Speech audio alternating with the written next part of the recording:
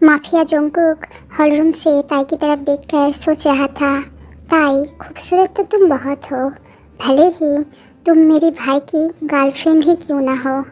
I don't care, अब से तुम्हें मेरे साथ रोमांस करना होगा।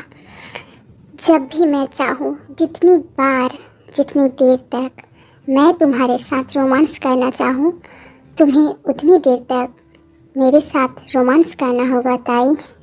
वरना तुम्हें पता है कि मैं जिनके साथ क्या करूँगा।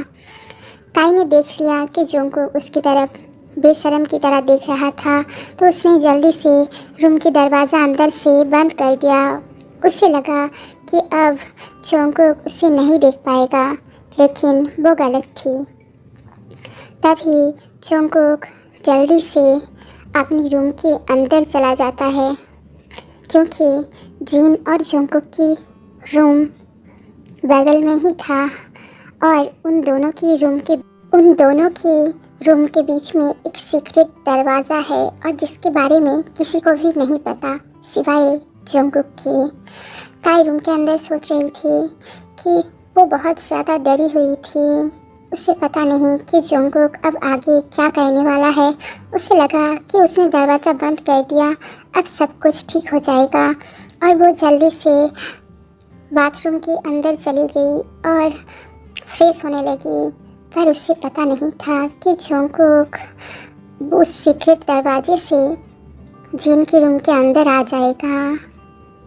जब ताई वॉशरूम से फ्रेश होने के बाद बाहर आती है, तब वो जाकर आईने के सामने खड़ी होकर खुद को देख रही थी।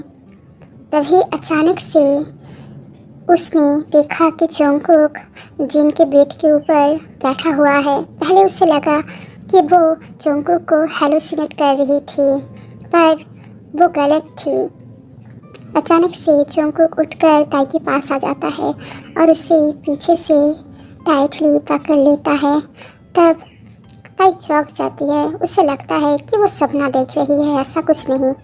पर जब जोंगकुक ने ताई की गाल पर एक पप्पी दी, तो फिर ताई को लगा कि सपना नहीं सच है। वो बहुत ज़्यादा डर गई, और तभी जोंगकुक ने ताई को अपनी तरफ पलटा और वो दोनों एक दूसरे की तरफ देखते रहे।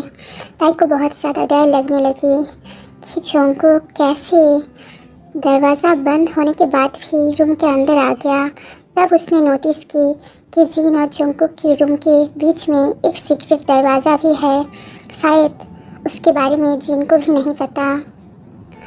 वो जोंगकुक से कहने लगी, जोंगकुक जी, आप यहाँ पर क्या कर रहे हैं? प्लीज़ यहाँ से चले जाइए। जिन बाहर ही है, प्लीज़ यहाँ से चले जाइए। जोंगकुक ताई की बात नहीं सुनी। उसने ताई की गालों की केयर करते हुए कहने लगा, सो व्हाट बेबी गर्ल, अगर मेरे भाई बाहर है तो मैंने तुमसे कहा ना कि मैं तुम्हें तुम्हारी स्टैंडर्ड कैसी है वो दिखा कर ही रहूँगा। डर लग रहा है क्या कि तुम मेरे साथ एक कमरे में अकेली हो? अब क्या करोगी तुम? मेरे भाई को बुलाओगी? पर उससे क्या फ़ायदा? तुम्हें क्या लगता है तुम एक बाहर की हो और मैं उसका अपना भाई, वो तुम्हारी बात मान लेगा? बेवकूफ़ लड़की, तुम सबसे ज़्यादा बेवकूफ़ हो, पता है तुम्हें? मैंने तुम्हें बोला था ना कि अब से मैं जैसा चाहूँ, जो चाहूँ, तुम्हें सब कुछ करना होगा। ये मत भूलो कि मैं एक माफिया हूँ, और मैं किसी को ख़त्म करने से पहले दोबारा नहीं सोचता, चाहे वो मेरा अपना भाई ही क्यों ना हो। ये सुनने के बाद ताई बहुत ज़्यादा डर गई। वो चुपचाप रोने लगी। तभी अचानक से जोंगकुक उसे बहुत ज़्यादा फैशन के साथ पप्पी देने लगा।